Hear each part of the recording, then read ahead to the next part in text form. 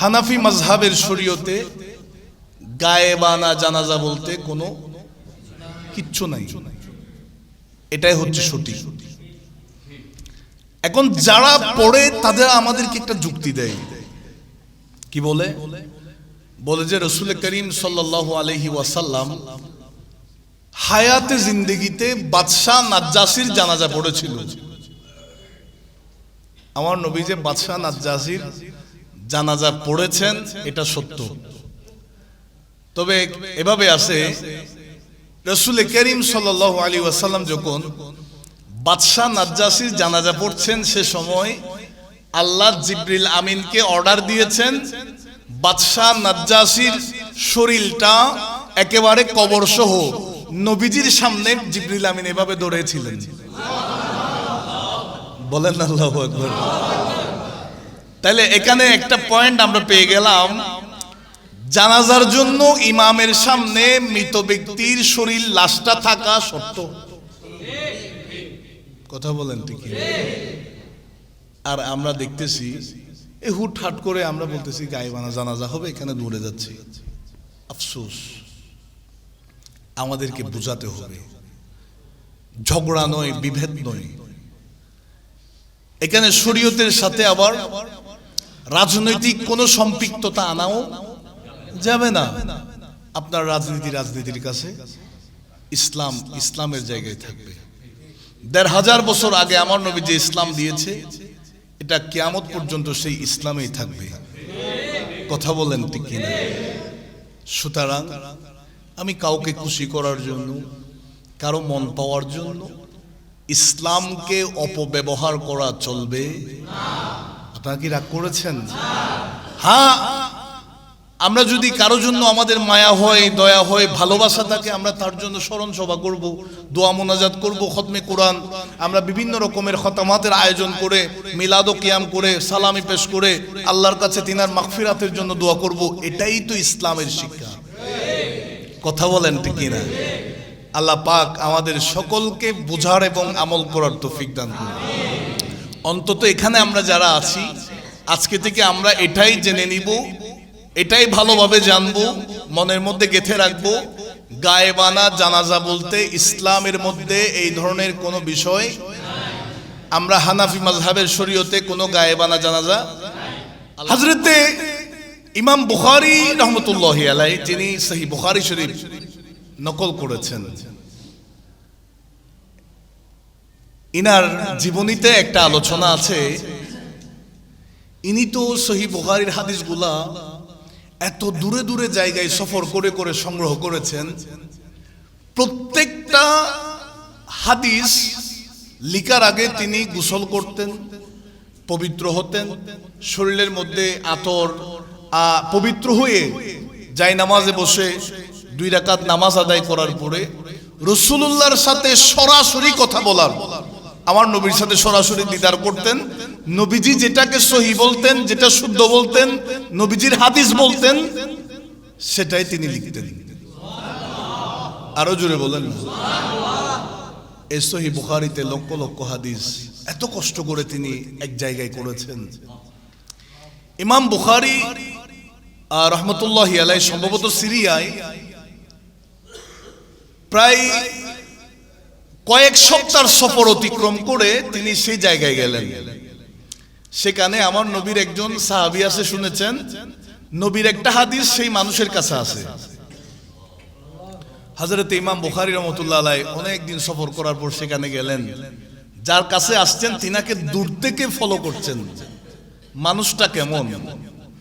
দেখা গেল তিনি হাতের মুঠটা এভাবে নিয়ে একটা উটকে ডাকতেছে, মানে এই উট সামনে আসো, আমার হাতে খাবার আছে। যে কোনো একটা প্রাণীকে খাবারের বাহানা দিয়ে ডাকছে। ইমাম বুখারী দেখতেছেন হাতের মধ্যে কোনো খাবার নাই। ইমাম বুখারী রাহমাতুল্লাহ আলাইহি এতদিন সফর করেছেন, কষ্ট করে রাসূলুল্লাহর এই হাদিস নেওয়ার জন্য এসেছেন। জিনাত থেকে হাদিস নিবেন, সেই মানুষকে দেখলেন যেই মানুষ একটা প্রাণীকে ঠকাতে পারে, একটা প্রাণীর সাথে প্রতারণা করতে পারে, তার কাছে আমার নবীর হাদিসের কি হেফাজত আছে? হয়তো সে আমাকেও তো মিথ্যা কথা বলতে পারে। কথা বলেন ঠিক? ইমাম বুখারী রাহমাতুল্লাহ আলাইহি সফর করেছেন, কষ্ট করেছেন, একটা সেকেন্ডও চিন্তা করেন নাই, সেখান থেকে চলে গেছে। আল্লাহর নবী বলেন মান গাসসা, যে হাদিসটা বলেছেন আমার নবী, ফালাইসা মিন্নি, যে প্রতারণা করবে সে, তার সাথে আমার কোনো সম্পর্ক নাই। আল্লাহ পাক আমাদের সকলকে বুঝার এবং আমল করার তৌফিক দান করুন। আমিন। আন আবি কাতাদাত আল আনসারী রাদিয়াল্লাহু তাআলা আন্নাহু সামিআ রাসূলুল্লাহি সাল্লাল্লাহু আলাইহি ওয়াসাল্লাম, আল্লাহর নবীর সাহাবী হযরতে আবু কাতাদা আনসারী রাদিয়াল্লাহু তাআলা বলেন, আল্লাহর নবী নূরানি জবানে বলতে আমি নিজ কানে শুনেছি, ইয়াকুল ইয়াকুম ওয়া কাসরাতাল হালাফি ফিল বাই'i ফাইন্নাহু ইউনাফিকু সুম্মা ইয়ামহাকু। আমার নবী বলেন, এই আমার উম্মতেরা তোমরা শোনো শোনো, যারা ক্রেতা বিক্রেতা আছো, যারা ক্রয় বিক্রয় করো, তোমরা ক্রয় বিক্রয়ের সময়ে কেউ শপথ করবা না, কসম করবা না। আমার বাবারা ভাইয়ারা, বিভিন্ন মার্কেটে বাজারে আমরা দেখি কতগুলা দোকানদার আছে যারা বলে আমি কসম করে বলতেছি এটা আমার কিনা আছে। কথা বলেন ঠিক কিনা? আমি কসম করে বলতেছি এটা আমার এত টাকা কিনা। এই ধরনের দোকানবাজ আছে না? আমার নবী ১৫০০ বছর আগে বলে দিয়েছেন। সে বলছে আমি কসম করে বলছি এত টাকা কিনা আছে, আপনার যা মন চায় তা বাড়তে দিয়ে। এটাও আরেক ডিজিটাল দোকানবাজার। আমার নবী বলেন তোমরা ক্রয় বিক্রয়ের সময় কখনো কসম করবা না, কারণ হয়তো কসমের কারণে তোমার পণ্য বাজারজাত করবে, এটা বেশি বেচা কেনা হবে, মানুষটা সহি শুদ্ধ বালা মানুষ। রাসূল করিম সাল্লাল্লাহু আলাইহি ওয়াসাল্লাম বলেন সে কসম করিও না, তোমার এই ব্যবসার ভিতর থেকে বরকতটা শূন্য হয়ে যাবে। একটু জোরে বলি নাউজুবিল্লাহ। আল্লাহর কাছে আমরা দোয়া করি, আল্লাহ তাআলা আমাদের সকলকে, আমি আবারও বলছি, নতুন বছর হয়েছে, শুরু হয়েছে, মনে মনে চিন্তা করবেন আমি গত জীবনে অনেক অপরাধ করেছি, আল্লাহর দরবারে সারেন্ডার হয়ে যাবেন, নিজেকে আত্মসমর্পণ করবেন। কারণ আমরা মুসলমান, ইসলাম তথা আমরা মুসলমান আত্মসমর্পণকারী। সুতরাং আল্লাহর কাছে দোয়া করি, আল্লাহ আমাদের গত জীবনের সমস্ত গুনাহ তুমি সাফ করে দাও। সামনের জীবনটা যেন আমরা সুন্দরভাবে কোরআন এবং সুন্নাহর বিধান মোতাবেক আমরা যেন কাটাতে পারি, আল্লাহ তুমি সেই তৌফিক দান করো। গত জুমায় আমরা হুজুর খাজা গরিব নওয়াজ রহমতুল্লাহি আলাইহি সম্পর্কে হালকা আংশিক কিছু আলোচনা শুনেছিলাম। হুজুর খাজা গরিব নওয়াজ রহমতুল্লাহ আলাইহি, সেখানে আমি একটা তথ্য দিয়েছিলাম, যিনি ভারতে এসে তো অনেক বেঈমানকে মুসলমান বানিয়েছেন, এটা ঠিক আছে। গরিব নওয়াজ রহমতুল্লাহ আলাইহি যখন মায়ের গর্ভ ছিলেন তখনও তিনার জবানে আল্লাহর ডাক শুনে, জিকির শুনে অনেক বেঈমান ইমানদার হয়ে গেছে। ইনি হচ্ছেন গরিব নওয়াজ। চিৎকার দিয়ে বলি না সুবহানাল্লাহ। ওনার জীবনীতে পেলাম আনাসাগরের পাশে হিন্দুদের মন্দির ছিল। গরিব নওয়াজের একজন সহচর মন্দিরের সামনে দিয়ে যাচ্ছেন, অতিক্রম করতেছেন। এই মন্দিরের ব্রাহ্মণ যারা আছে এরা গরিব নওয়াজের এই সহচরকে ঘেরাও করছে, বিভিন্ন রকমের গালাগালি করছে, গরিব নওয়াজ সম্পর্কে বিভিন্ন কটুবাক্য বলছে, মন্দ কথা বলছে। এই সহচর আর বরদাস্ত করতে পারে নাই, দূরে চলে আসলেন হুজুর খাজা গরিব নওয়াজ রহমতুল্লাহ আলাইহির কদমে। হযরতে খাজা গরিব নওয়াজ রহমতুল্লাহ আলাইহিকে এসে বলেন, হুজুর, ওই আনাস সাগরের পাড়ের মধ্যে যে মন্দির আছে, সেই মন্দিরটা আমি অতিক্রম করছিলাম, সেই মন্দিরের সামনে দিয়ে আমি যাচ্ছিলাম। হুজুর, আমি তাদের দিকে তাকায় নাই, তাদেরকে কোনো কিচ্ছু বলি নাই, আমি কোনো প্রকার বাজে মন্তব্য করি নাই, আমি আমার মতো করে হেঁটে আসছিলাম। ওই হিন্দু মন্দিরের ব্রাহ্মণগুলা আমাকে ঘেরাও করেছে, ধরে ফেলেছে, তারা আমাকে বিভিন্ন প্রকারের কটুবাক্য শোনাচ্ছে। হুজুর, আপনার সাথে বেয়াদবিমূলক কথা বলেছে, আপনার শানে গুস্তাখি করেছে, আপনাকে যা তা বলেছে। আমি নিজেকে কন্ট্রোল করতে পারি নাই, আমি সেখান থেকে দৌড়ে চলে আসলাম। চোখের পানি ফেলে ফেলে এই কথাগুলা বলেন হযরতে খাজা গরিব নওয়াজ রহমতুল্লাহি আলাইহি। ওই সহচরকে বলে, তুমি টেনশন করো না, চলো আমি তাদের সঙ্গে কথা বলবো। সেই সহচরকে সঙ্গে নিয়ে সেই মন্দিরের সামনে হুজুর খাজা গরিব নওয়াজ রহমতুল্লাহি আলাইহি গেলেন। আমার বাবারা ভাইয়েরা, সমস্ত ব্রাহ্মণরা দাঁড়িয়ে আছেন, একেবারে নীরব নিস্তব্ধতা অবলম্বন করছে। ওই ব্রাহ্মণরা হযরতে খাজা গরিব নওয়াজ রহমতুল্লাহি আলাইহিকে কোনো শব্দ বলছে না। খাজা গরিব নওয়াজ রহমতুল্লাহ আলাইহি জিজ্ঞেস করলেন, একটু আগে কি তোমরা আমার এই সহচরকে গালি দিয়েছো? তারা বলছে, হ্যাঁ গালি দিয়েছি। কেন দিয়েছো? আপনি নতুন ধর্ম এখানে প্রচার করছেন, সেই কারণে।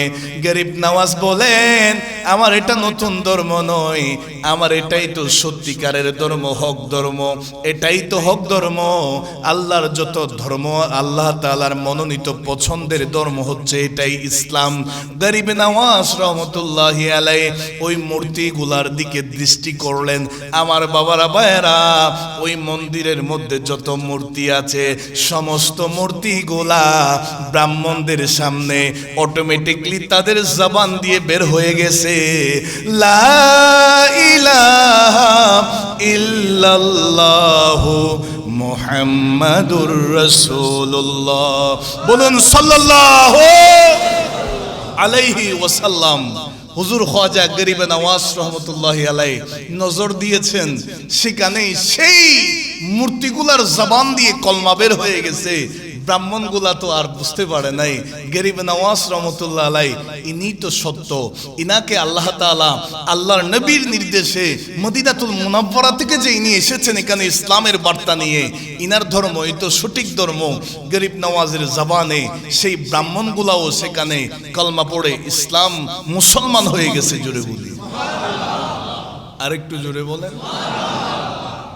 তাইলে আমরা আজকে এই তথ্যটাও পেলাম যে খাজা গরিব নওয়াজ রহমতুল্লাহি আলাইহির সামনে মূর্তির জবানে কলমা বের হয়ে গেছে। বলেন না আল্লাহু আকবার। ওলি আল্লাহদের দ্বারা এটা, আরো জোরে বলেন না, ওলি আল্লাহদের দ্বারা এটা সম্ভব। আমাদেরকে বুঝতে হবে। আমরা দেখি অনেক মানুষ আছে যারা ওলি আল্লাহদের সমালোচনা করে, ওলি আল্লাহদের শানে কটূক্তি করে। তবে আল্লাহর ওলিরা এদের আল্লাহর ওলিদের শানে বেয়াদবি করে, ঠিক আছে, তবে আবার এদের যারা মুরব্বী আছে তারা বলে যে আমাদের মুরব্বীরা আমাদেরকে জান্নাতে নিয়ে যাবে। এই ধরনের আছে না নাই? মুরব্বীদেরকে আল্লাহর ওলিদের থেকে বড় মানে, তবে খাজা গরিব নওয়াজের অবদান স্বীকার করতে চায় না। আল্লাহ পাক আমাদের সকলকে বোঝার এবং আমল করার তৌফিক দান করুন। আমি আমাদের এই বাংলাদেশের চলমান প্রসঙ্গ নিয়ে একটা কথা বলি, একটু মনোযোগ দিয়ে খেয়াল করবেন, এখান থেকে আমাদের বড় শিক্ষণীয় বিষয় আছে। গত কয়েকদিন আগে আমাদের দেশের সাবেক মাননীয় প্রধানমন্ত্রী ইন্তেকালে জানাজার মধ্যে লক্ষ লক্ষ মানুষের উপস্থিতি হয়েছে। আমরা সকলে পড়ি ইন্না লিল্লাহি ওয়া ইন্না ইলাইহি রাজিউন। আল্লাহ তাআলা তিনার জীবনের সমস্ত গুনাহ মাফ করে দিক। রাজনৈতিক পরিচয়ে নয়, একজন মুসলমান হিসাবে প্রত্যেকেই আমরা দোয়া করব। কথা বলেন ঠিক কিনা? এখানে তো ইয়েও আসছে, মনোযোগ। ইনি দেশের প্রধানমন্ত্রী, নিশ্চয়ই দেশের মধ্যে তিনার অবদান আছে। যারা খেদমত করে গিয়েছেন, প্রত্যেক প্রধানমন্ত্রীর কোনো না কোনো দিক দিয়ে অবদান আছে। অনেক মানুষ জানাজায় অংশগ্রহণ করতে পারে নাই। ইতিপূর্বে আমাদের দেশে আগেও হয়েছে, অনেক বিষয় আমরা দেখেছি বিভিন্ন সময়ে। যেটা আমরা জানি, ওই পেপার পত্রিকায় পড়েছি, গায়েবানা জানাজা। কি নাম? গত 1-1.5 বছরের মধ্যে আমরা এরকম অনেক জানাজা দেখছি। আবার এটা বাংলাদেশে নতুন নয়, এর আগেও অনেক হয়েছে। 10 বছর আগে, 15 বছর আগেও গায়েবানা জানাজা হয়েছে। আমাদের চট্টগ্রামে অনেক জায়গার মধ্যে হয়েছে। এখন একটা বিষয় বর্তমানে সোশ্যাল মিডিয়াতে বিভিন্ন সময়ে আলোচনা হচ্ছে। আবার আমরা অনেক দেখতেছি, অনেক হুজুররাও এই গায়েবানা জানাজা পড়তেছে। কথা বলেন ঠিক কিনা? সাধারণ মানুষ বিভ্রান্তির মধ্যে পড়ে গেছে। সাধারণ মানুষ দ্বিধাদ্বন্দ্বে পড়ে গেল, সত্য কোনটা, সঠিক কোনটা, একটা প্রশ্ন আছে না? মনোযোগ। ইসলাম বলছে, আমি একজন মুসলমান হিসাবে শরীয়তের বিধান মতে চলাটা আমার জন্য আবশ্যক। কথা বলেন ঠিক কিনা? শরীয়তের বিধান মতে আমি নিজেকে পরিচালনা করা, এটা আমার জন্য আবশ্যক। আমার ইসলামের শরীয়ত বলছে, হানাফি মাযহাব আমরা মানি, হানাফি মাযহাব মতে চলি, হানাফি মাযহাবকে আমরা অনুসরণ করি। হানাফি মাযহাবের শরীয়তে গায়েবানা জানাজা বলতে কোনো কিচ্ছু নাই। এটাই হচ্ছে সঠিক। এখন যারা পড়ে তাদের আমাদেরকে একটা যুক্তি দেয়। কি বলে? বলে যে রাসূল করিম সাল্লাল্লাহু আলাইহি ওয়াসাল্লাম হায়াতে জিন্দেগিতে বাদশাহ নাজ্জাসির জানাজা পড়েছিল। আমার নবী যে বাদশাহ নাজ্জাসির জানাজা পড়েছেন, এটা সত্য। তবে এভাবে আছে, রাসূল করিম সাল্লাল্লাহু আলাইহি ওয়াসাল্লাম যখন বাদশাহ নাজ্জাসির জানাজা পড়ছেন, সে সময় আল্লাহ জিবরিল আমিনকে অর্ডার দিয়েছেন, বাদশাহ নাজ্জাসির শরীরটা একেবারে কবর সহ নবীজির সামনে জিবরিল আমিন এভাবে ধরেছিলেন। বলেন আল্লাহু আকবার। তাহলে এখানে একটা পয়েন্ট আমরা পেয়ে গেলাম, জানাজার জন্য ইমামের সামনে মৃত ব্যক্তির শরীর লাশটা থাকা শর্ত। কথা বলেন ঠিক? আর আমরা দেখতেছি এই হুটহাট করে আমরা বলতেছি গায়েবানা জানাজা হবে, এখানে দৌড়ে যাচ্ছি। আফসোস, আমাদেরকে বুঝাতে হবে, ঝগড়া নয়, বিভেদ নয়। এখানে শরীয়তের সাথে আবার রাজনৈতিক কোনো সম্পৃক্ততা আনাও যাবে না। আপনার রাজনীতির কাছে ইসলাম ইসলামের জায়গায় থাকবে। ১৫০০ বছর আগে আমার নবী যে ইসলাম দিয়েছে, এটা কিয়ামত পর্যন্ত সেই ইসলামেই থাকবে। কথা বলেন ঠিক কিনা? সুতরাং আমি কাউকে খুশি করার জন্য, কারো মন পাওয়ার জন্য ইসলামকে অপব্যবহার করা চলবে না। আপনারা কি রাগ করেছেন? হ্যাঁ, আমরা যদি কারো জন্য আমাদের মায়া হয়, দয়া হয়, ভালোবাসা থাকে, আমরা তার জন্য স্মরণ সভা করব, দোয়া মোনাজাত করব, খতমে কোরআন, আমরা বিভিন্ন রকমের খতামাতের আয়োজন করে, মিলাদ ও কিয়াম করে, সালামি পেশ করে আল্লাহর কাছে তিনার মাগফিরাতের জন্য দোয়া করব। এটাই তো ইসলামের শিক্ষা। কথা বলেন ঠিক কিনা? আল্লাহ পাক আমাদের সকলকে বোঝার এবং আমল করার তৌফিক দান করুন। অন্তত এখানে আমরা যারা আছি, আজকে থেকে আমরা এটাই জেনে নিব, এটাই ভালোভাবে জানবো, মনের মধ্যে গেঁথে রাখবো, গায়েবানা জানাজা বলতে ইসলামের মধ্যে এই ধরনের কোনো বিষয়, আমরা হানাফি মাযহাবের শরীয়তে কোনো গায়েবানা জানাজা। আল্লাহ পাক আমাদের সকলকে সঠিক ইসলাম বোঝার তৌফিক দান করুন। আরো জোরে বলেন। কোনো বিষয়ে যদি আপনার সন্দেহ লাগে, যে কোনো একজন ভালো আলেমের কাছে যাবেন। যেমন এই গায়েবানা জানাজা, আমি তো আজকে আপনাদেরকে জুমার আলোচনায় বলছি, আমাদের পীর সাহেব হুজুর কিবলাও সাদারত করছেন। গত এক সপ্তাহের মধ্যে আমাদের বাংলাদেশের যুগশ্রেষ্ঠ মুফতি, আমাদের উস্তাজি, যিনি এখানে এই দরবারে প্রায় সময় আসেন, আল্লামা মুফতি ওসিরমান হুজুর আল কাদরি মুদাজিল হুল আলী, তিনিও একেবারে লাইভের মাধ্যমে সরাসরি ফতোয়া দিয়ে দিয়েছেন যে গায়েবানা জানাজা আমাদের হানাফি মাযহাবের মধ্যে, বাংলাদেশের মধ্যে কোনো গায়েবানা জানাজা চলবে। আল্লাহ পাক আমাদেরকে বুঝার তৌফিক দান করুন। আল্লাহর কাছে আবারও দোয়া করি, আল্লাহ তাআলা বাংলাদেশের সাবেক প্রধানমন্ত্রীর সমস্ত গুনাহ মাফ করে দিন। ওয়া আখিরু দাওয়ানা আলহামদুলিল্লাহি রাব্বিল আলামিন। আসসালামু আলাইকুম।